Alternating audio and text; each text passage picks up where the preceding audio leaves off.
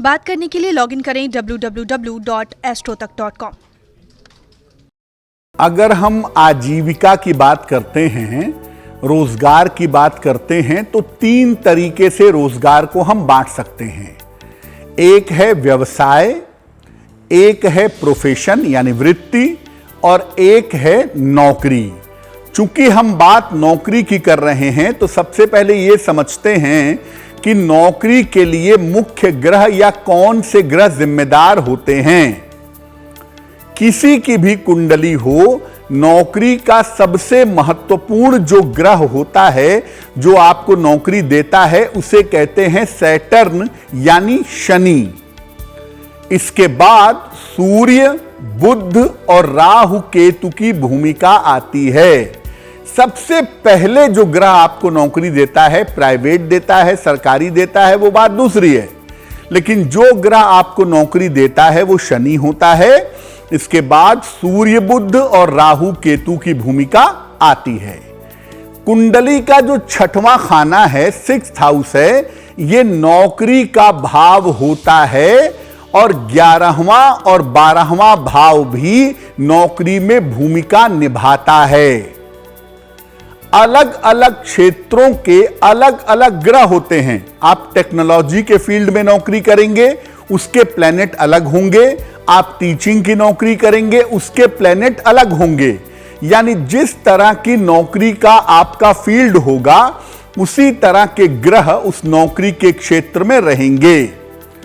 अगर आप अपनी नौकरी के क्षेत्र को समझते हैं कि आपका क्षेत्र कौन सा है और उसके ग्रह कौन से हैं, तो आप इसको मजबूत करके सरलता से नौकरी पा सकते हैं।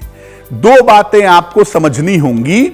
पहली बात कि क्या आपकी कुंडली में नौकरी के योग हैं या नहीं हैं, और दूसरी बात किस क्षेत्र में आप नौकरी करना चाहते हैं। दोनों बातों को समझ करके अगर आप उपाय करेंगे, अगर आप प्रयत्न करेंगे, तो निश्चित रूप से आपको नौकरी की प्राप्ति हो जाएगी। देखिए, आपको पहले बताया कि अलग अलग नौकरियों के लिए अलग अलग ग्रह जिम्मेदार होते हैं।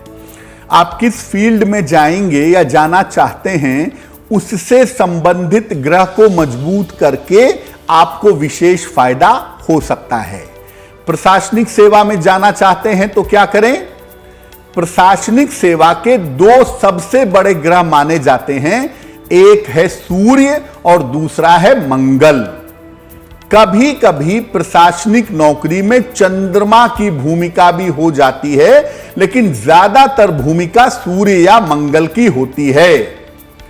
अगर आप प्रशासनिक सेवा की तैयारी कर रहे हैं या एडमिनिस्ट्रेटिव फील्ड में जाना चाहते हैं, तो इसके लिए सूर्य की उपासना बहुत ज्यादा शुभ होती है, बहुत ज्यादा फायदेमंद होती है।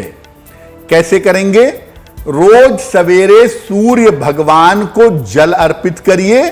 सादा पानी, प्लेन वाटर रोज सवेरे सूर्य भगवान को चढ़ाइए, और इसके बाद सूर्य देव के सामने खड़े होकर के या बैठ करके आदित्य हृदय स्तोत्र का पाठ करिए। हो सकता है आप संस्कृत में आदित्य हृदय स्तोत्र ना पढ़ पाएं, ऐसी स्थिति में आप हिंदी में भी आदित्य हृदय स्तोत्र का पाठ करेंगे तो आपको लाभ होगा। तो प्रशासनिक सेवा वाले अपनी तैयारी तो नियमित रूप से रेगुलरली करेंगे ही, साथ में रोज सुबह सूर्य भगवान को जल चढ़ाएंगे, आदित्य हृदय स्तोत्र का पाठ करेंगे, और आदित्य हृदय स्तोत्र का पाठ करके प्रार्थना करेंगे तो उन्हें लाभ अवश्य होगा। अगर आप टीचिंग क्षेत्र में नौकरी करना चाहते हैं, प्राइमरी टीचर हो या और उच्च शिक्षा का अध्यापक हो, विश्वविद्यालय का अध्यापन करना चाहते हो, डिग्री कॉलेज में जाना चाहते हो, उच्च शिक्षा में शिक्षा क्षेत्र की नौकरी हो, या प्राइमरी एजुकेशन में शिक्षा क्षेत्र की नौकरी पाना चाहते हो, तो क्या करेंगे? इस क्षेत्र के लिए बृहस्पति, शुक्र और बुध की भूमिका होती है। गुरु, शुक्र और बुध की भूमिका इस क्षेत्र के लिए जरूर होती है। इस क्षेत्र में सफलता के लिए रोज सुबह गायत्री मंत्र का जप अवश्य करना चाहिए, क्योंकि वो ज्ञान समेटने वाला मंत्र भी है और ज्ञान देने वाला मंत्र भी है। हर शिक्षक को, जो व्यक्ति शिक्षा क्षेत्र में सफलता पाना चाहता है, कोचिंग चलाता है, ट्यूशन्स पढ़ाता है, टीचिंग जॉब में है, बेहतर टीचिंग जॉब में जाना चाहता है, उसे रोज सवेरे 108 बार गायत्री मंत्र का जप करना चाहिए। साथ ही साथ सलाह लेकर के एक पन्ना या एक पीला पुखराज पहनना चाहिए, उससे लाभ होता है। देखिए होता क्या है, बृहस्पति को आचार्य कहते हैं। आचार्य बृहस्पति देवगुरु हैं। अगर कुंडली में लीड करेंगे टीचिंग जॉब की तरफ ले जा सकते हैं। दूसरे हैं आचार्य शुक्र, दैत्य गुरु हैं लेकिन हैं गुरु, वो भी टीचिंग प्रोफेशन में ले जा सकते हैं। और तीसरे नंबर पे है बुध, जो बोलने का, लिखने का, एक्सप्रेशन का स्वामी होता है। इसीलिए टीचिंग प्रोफेशन में आप चीजों को एक्सप्रेस करते हैं, वहां पर बुध की भूमिका आ जाती है। तो बुध, बृहस्पति, शुक्र में से कोई भी दो ग्रह अगर आपके करियर को प्रभावित करने लगे तो निश्चित रूप से आप शिक्षा क्षेत्र में जाएंगे और उसके लिए गायत्री मंत्र का जप करना बहुत ज्यादा फायदेमंद जरूर होता है। तकनीकी क्षेत्र यानी टेक्नोलॉजी का क्षेत्र, जैसे इंजीनियरिंग, डेटा का सेक्टर, कंप्यूटर का सेक्टर, इलेक्ट्रिकल इलेक्ट्रॉनिक्स का सेक्टर, मैकेनिकल इंजीनियरिंग का सेक्टर, ये सारे के सारे क्षेत्र तकनीकी क्षेत्र में आते हैं। पहले ये समझते हैं कि इसके ग्रह कौन से हैं। देखिए टेक्नोलॉजी के क्षेत्र में ज्यादा असर होता है शनि, मंगल और राहु का।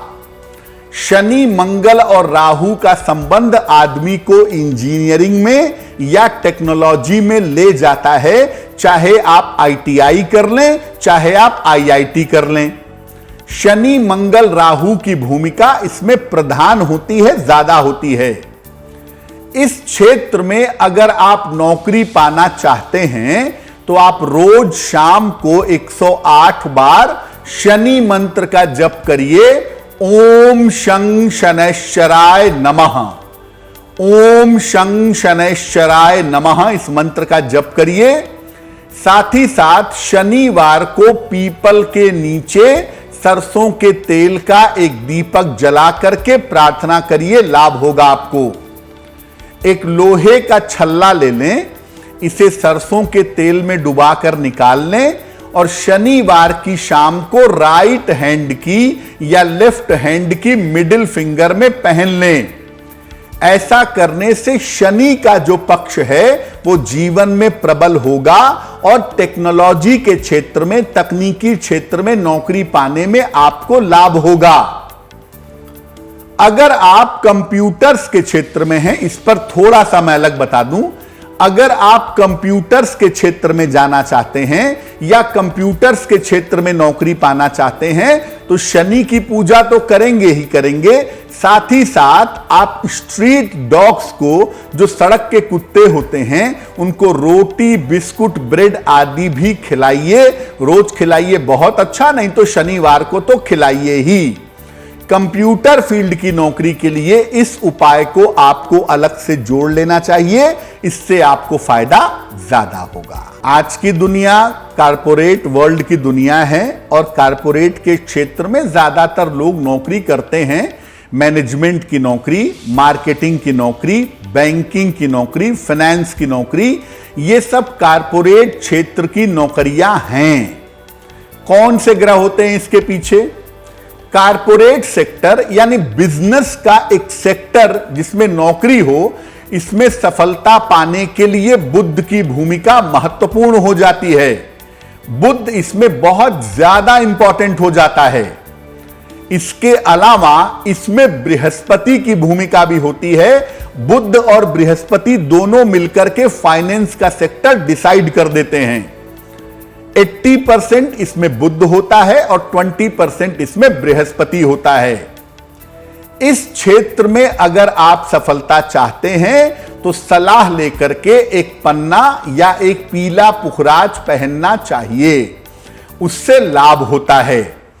साथ ही साथ नियमित रूप से भगवान गणेश की उपासना करनी चाहिए।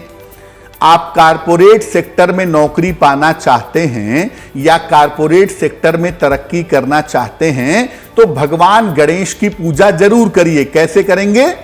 उन्हें रोज सवेरे दूर्वा यानी दूब घास अर्पित करेंगे और या तो गणपति अथर्व शीर्ष का पाठ करें, बहुत अच्छा होगा। और अगर गणपति अथर्व शीर्ष का पाठ नहीं कर पाते तो ओम गं गणपतये नमः, ओम गं गणपतये नमः इस मंत्र का जप आप रोज सुबह 108 बार भगवान गणेश के सामने करिएगा।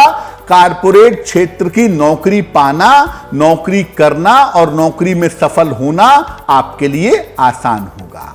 आप मीडिया के क्षेत्र में, फिल्म के क्षेत्र में, ग्लैमर के क्षेत्र में नौकरी चाहते हैं, इसमें कपड़ों का फील्ड, कॉस्मेटिक्स का फील्ड, मॉडलिंग का फील्ड भी आता है। यानी जो फील्ड कहीं ना कहीं बनाव, श्रृंगार से, प्रेजेंटेशन से या ग्लैमर से संबंधित है, वो क्षेत्र इसमें आता है। देखिए, इस क्षेत्र में मुख्य रूप से बुध और शुक्र की भूमिका होती है। 80% शुक्र और 20% बुध। कभी कभी थोड़ी बहुत भूमिका बृहस्पति की भी हो जाती है। जहां पर बात आती है कैमरे के पीछे काम करने की, डायरेक्शन की, प्रोडक्शन की, एडिटिंग की, वहां पर कभी कभी जुपिटर भी आ जाता है, लेकिन ज्यादातर 80% शुक्र है और 20% बुध है। इस क्षेत्र में नौकरी के लिए मुख्यतः शुक्र और बुध को मजबूत करना होगा। अगर आप इस क्षेत्र में नौकरी चाहते हैं या इस क्षेत्र में आप बढ़िया काम करना चाहते हैं तो शुक्र और बुध को मजबूत करिए। सलाह लेकर के एक ओपल और एक पन्ना धारण कर लीजिएगा, सलाह लेकर के, और जितना संभव होगा भगवान शिव की उपासना करिएगा। कैसे उपासना करेंगे? रोज सुबह शिवलिंग पर जल चढ़ाइएगा। अगर घर में शिवलिंग है तो घर में जल चढ़ाइएगा, घर में नहीं है तो जो मंदिर है वहां पर जाकर के 1 लोटा जल भगवान शिव को चढ़ाइएगा। इसके बाद नमः शिवाय का जितना संभव हो उतना जप करिएगा, आपके लिए बहुत शुभ होगा। इस क्षेत्र में नौकरी पाने में या इस क्षेत्र में सफलता पाने में आपको सामान्यतः दिक्कत नहीं हो।